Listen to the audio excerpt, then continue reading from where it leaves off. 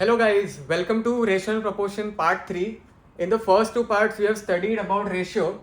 In this part we will start with proportion. Let's first revise ratio. Ratio of two numbers is nothing but their division. It is represented in the lowest terms and it is written as this and pronounced as A is to B, like 3 is to 4, 7 is to 9, etc. Now let's start with proportion, new topic. What is proportion? Let's say there are four numbers. Four numbers are said to be in proportion if they follow this rule. Four numbers are said to be in proportion if ratio of first and second number is equal to the ratio of third and fourth number. So what does this mean? Let's take an example. These are the four numbers. Let's say first two numbers, let's call it their ratio R1.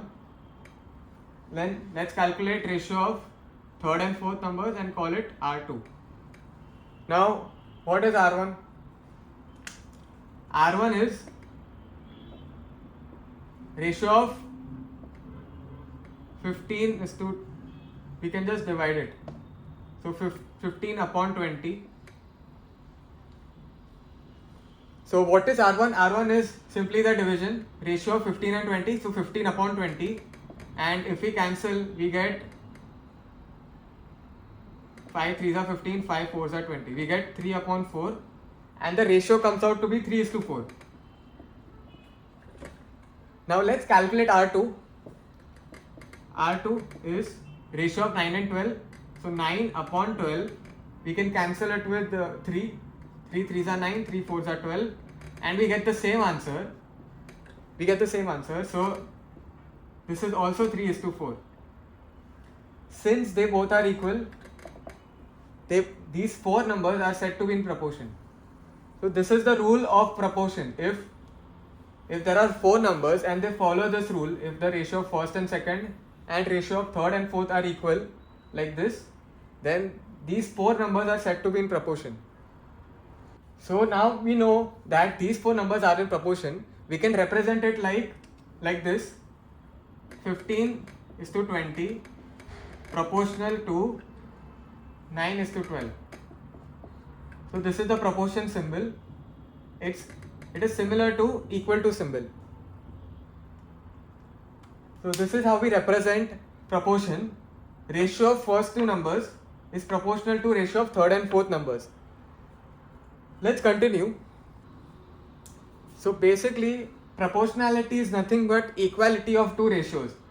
We are just writing that these two ratios are equal. Hence this proportional symbol. We can write it here in the important points. Proportionality is the equality of ratios.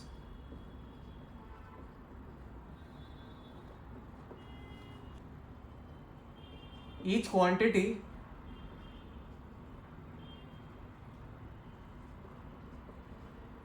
in proportion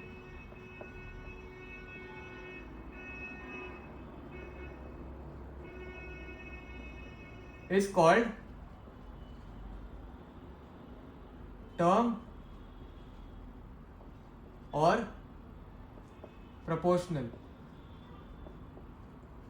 What does this mean? This means since these four numbers are in proportion, each number is called a term or proportional.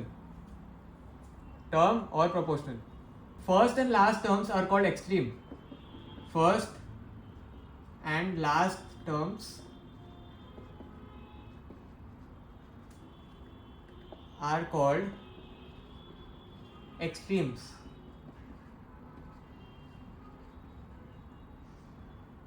And second and third term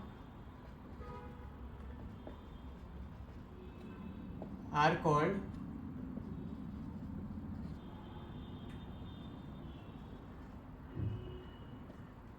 second and third term are called means, first and last terms are called extremes. So in this proportion 15 and 12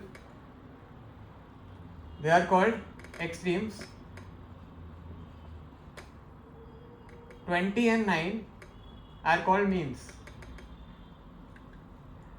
So first and last terms are called extremes, second and third terms are called means.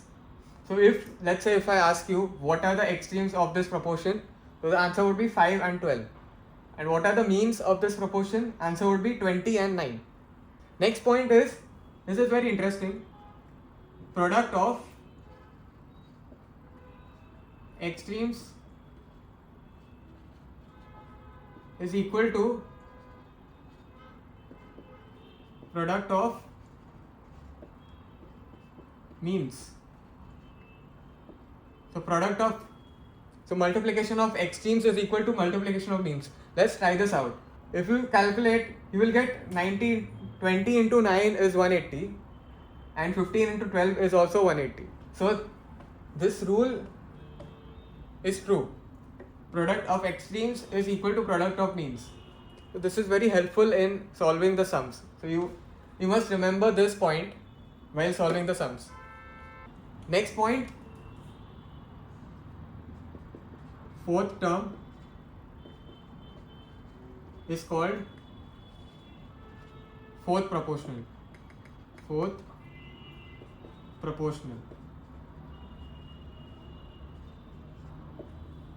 So in this proportion, the fourth proportional is 12.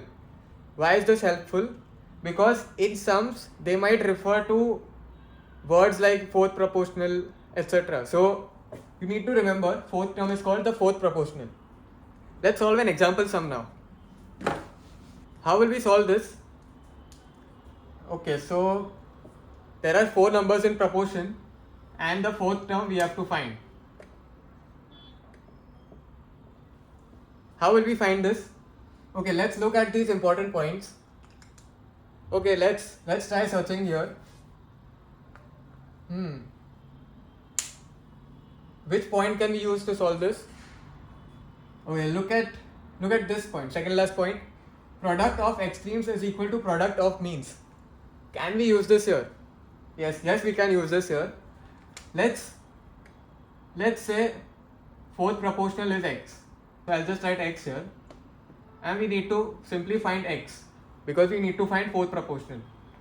Now we know that product of extremes is equal to product of means. So the product of extremes is 3x. So 3 multiplied by x is your product of extremes, which is equal to product of means, which is 4 and 18. So 4 multiplied by 18. Now x would be, we keep x alone on one side, we take 3 here, it will become division. So 4 multiplied by 18 divided by 3. Now we can cut 3 and 18, so 3 is 6 by 18. Hence x is equal to 4 into 6. Therefore x is equal to 24. Fourth proportional is 24.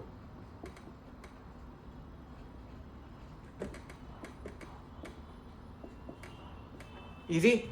Okay. Let's move on. Let's continue. So now we are going to learn about continued proportion. Continued proportion. Earlier we studied proportion for 4 terms. Now there's a new concept called continued proportion where there are 3 terms. Let's read the definition. 3 numbers are said to be in continued proportion if the ratio of first and second term is equal to second and third term. So in this only 3 terms are involved. Let's take an example, 2, 4 and 8. Let's try this rule. Does it follow or not?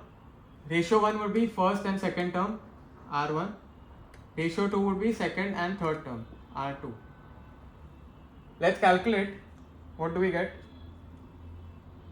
R1 is 2 upon 4. R2 is 4 upon 8. If we cancel, we get 1 upon 2 here, and if we cancel here, we get 1 upon 2 here as well. Therefore, these 3 numbers are in continued proportion. When do we call it continued proportion? When there are 3 terms. If they are in 4 terms, then we just call it proportion. So there are 3 terms involved in continued proportion. Next point, second term is called mean proportional.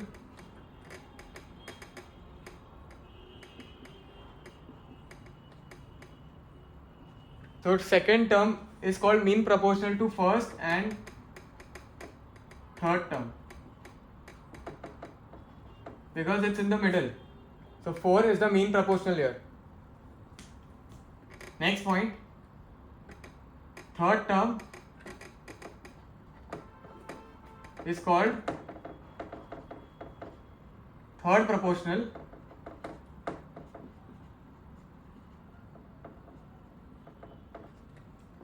to first and second term. So the third proportional here is 8. So we know there are three numbers. Let's call them A, B, C. A, B, C. Let's call them, let's say they are in continued proportion. Are in continued proportion. Then what will that mean? The ratio of A and B is equal to ratio of B and C. Let's write that down. So ratio of A and B is proportional to ratio of B and C. So we can write it like this. Now we can apply the same concept here. Product of extremes is equal to product of means. So product of extremes is, these are the products, these are the extremes, and these are the means. Extremes, means. So let's write it down. Therefore, product of extreme is A multiplied by C, which is equal to product of means, which is B multiplied by B. Then we can write AC, and here we can write B square. That means we have this formula B square equal to AC for continued proportion, where B is the mean term, and if we want to find B, we can just write square root of AC. So these formulas will help a lot in the sums.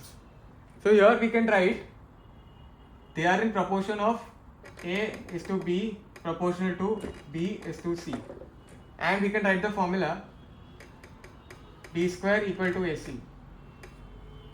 Okay, let's solve few examples for this. First question is find mean proportion between 4 and 9.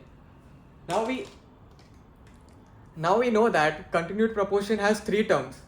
So basically they are written as A is to B proportional to B is to C. This is how we write continued proportion, and we know that the middle term B is the mean proportional. So B is the mean proportional, and we have A and C given here. So let's write here, let's substitute them. So A is 4 proportion to B, we have to find B proportional B, and C is 9. Now let's write it in fraction. So 4 is to B, we can write it as 4 upon B. Proportion symbol we can write it as equal to. B is to 9, we can write it as a fraction, B upon 9. Now we can cross multiply, so 9 will come here, B will go there. So 4 multiplied by 9 is equal to B multiplied by B. Let's flip them. So we get B multiplied by B equal to 4 multiplied by 9. Now we get B square is 36. Basically we have used this formula, B square equal to AC. So what will B equal to? B will be equal to root of 36, which is 6. Mean proportional is 6.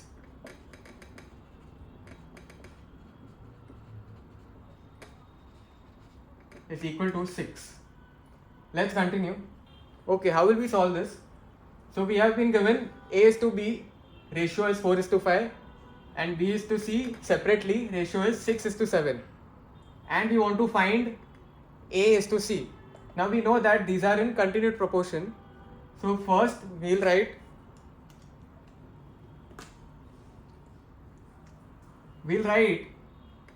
A, B, C are in continued proportion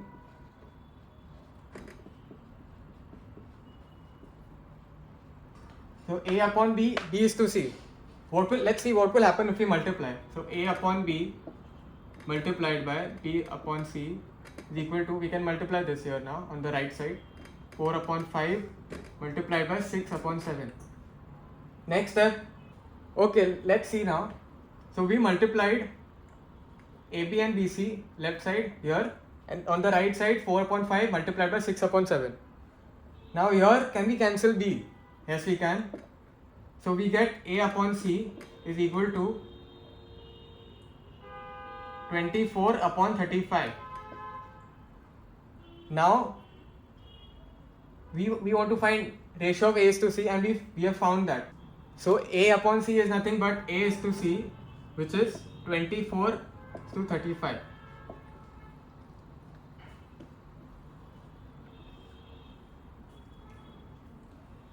So that was it for this video. In the part 4, we will solve the last exercise for proportion. Thank you for watching.